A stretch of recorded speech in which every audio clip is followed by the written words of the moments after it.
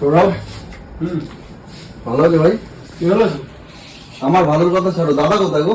দাদা তো এখন আসেনি তো। আসেনি মানে কোথায় গেছে?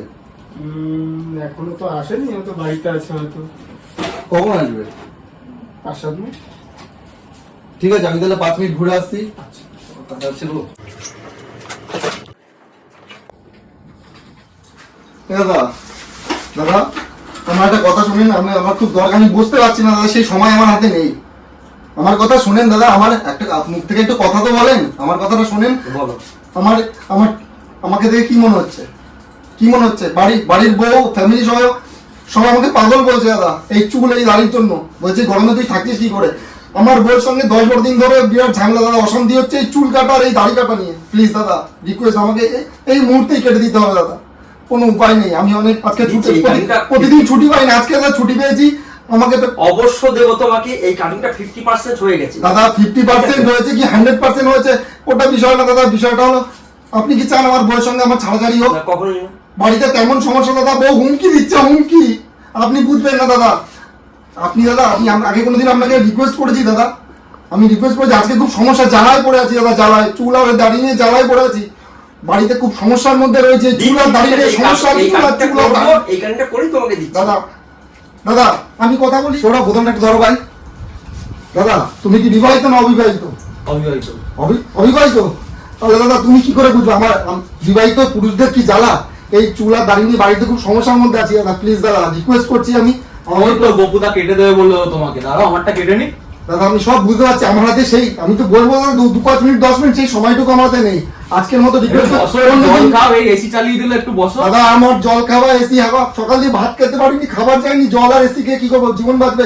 চুল দাড়িটা কেটে জীবনটাও আমার যদি বাঁচে, আমার বউ আমার পাশে কি করবো, আমি উঠে যাবো, তুমি কাটবে? আমি যদি করে দাও আমার খুব ভালো হয় দাদা, প্লিজ দাদা হেল্প মি। আচ্ছা দাদাকে, বাড়ির সমস্যা, দাদার যখন আমার বাড়ির বাড়ির সমস্যা, সমস্যা, এত অসুবিধা, দাদাকে কেটে দাও, তারপরে আমি বলবো। না আসলে কি বলতো, আর আমিও যেটা বুঝলাম, প্রচুর গরমও পড়েছে তো, এই চুলদারি নিয়ে সত্যি বাড়িতে কি বলছেন, আমার নিজেরও বাজে লাগছে, গরমে অস্বস্তি সত্যি। দাদা বাড়িতে আমার বউয়ের সঙ্গে রেগুলার তুমি ওটা দাদা, তুমি আচ্ছা, আমার সময় নেই, আচ্ছা, তুমি আগে তুমি কেটে দাও, তারপরে আমি বসবো। তুমি বুঝবে না জ্বালা দাদা, তুমি বলছো। আচ্ছা, ঠিক আছে। দাদা আচ্ছা আচ্ছা বসে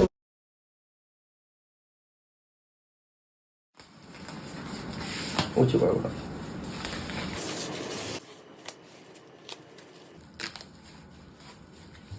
ওটা নিচ্ছি পরে।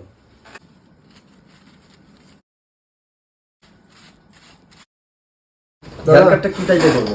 দাদা এই মানে সবাই তো বলছে যে ওই বড় চুলদারি রেখে নাকি সবাই পাগল হয়ে যায় চুলদারি রাখলে, তাই আমি অনেক দুঃখে বলছি, জ্বালায় বলছি, আপনি আমাকে এমন চুলদারি কেটে দেন যাতে অন্তত সমাজে চলা যায়। যেই চুলদারি নিয়ে সমাজে চলা যায় আপনি তেমন ভাবে চুলদারি কেটে দিন আমার, তেমন কোনো আমার বাদ বিচার নেই, যেভাবে কাটতে হবে মানুষের মতো যাতে লাগে সেভাবে কাটুন। অবশ্যই। চুলদারি রাখলে যদি মানুষ না লাগে তাহলে সেই দাড়ি মানুষের মতো লাগবে, প্লাস যাতে তোমাকে খুব সুন্দর লাগে সেটাও আমি করে দিচ্ছি। আমাদের কাজ হচ্ছে সকলকে সুন্দর করে তোলা। তাই করে দাও, ঠিক আছে? তাই করে দাও, এই জন্যই তোমার কাছে আসা দাদা, একদম, একদম, অবশ্যই। এই জন্যই গপুদা ধন্যবাদ। আসা দাদা, আচ্ছা। গপুদার কাছে। আচ্ছা আচ্ছা, ধন্যবাদ ধন্যবাদ। ঠিক।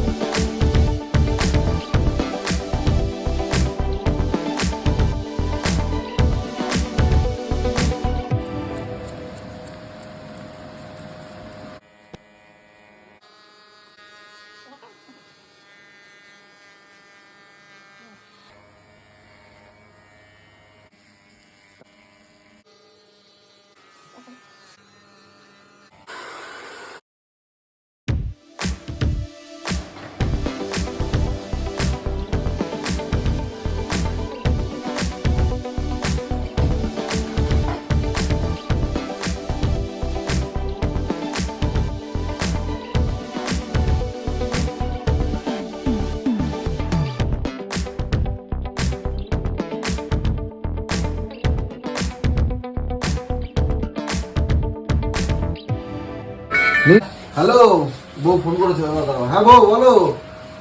হ্যাঁ আমার তো চুল কাটা হয়ে গেছে, এই তো এক্ষুনি আসছি হয়ে গেছে। আচ্ছা কেমন লাগছে তোমার এবার? দাদা আপনি তো দুর্দান্ত করে দিয়েছেন। এখন তো আমাকে পুরো মানুষই মনে হচ্ছে সমাজের সাথে আমি তাল মিলিয়ে চলতে পারবো। আচ্ছা বউয়ের পছন্দ হবে এবার? দাদা বউ তো এবার আশা করছি তো বউ খুবই খুশি হবে, আনন্দ পাবে আমাকে এই লুকসটা দেখে। আর এখন যদি না আনন্দ পায় তাহলে আর বিষয় নেই, নতুন করে আরেকটা বিয়ে করবো, যা করে দিয়েছেন। তাই এই যে আমরা কাজ করার পরে এই যে তুমি খুশি হয়েছি, এটা হচ্ছে সবথেকে আমাদের বড় পাওনা। আপনি তো কেমন লাগছে বলেন না, দুর্দান্ত। হ্যাঁ দুর্দান্ত মানে হ্যাঁ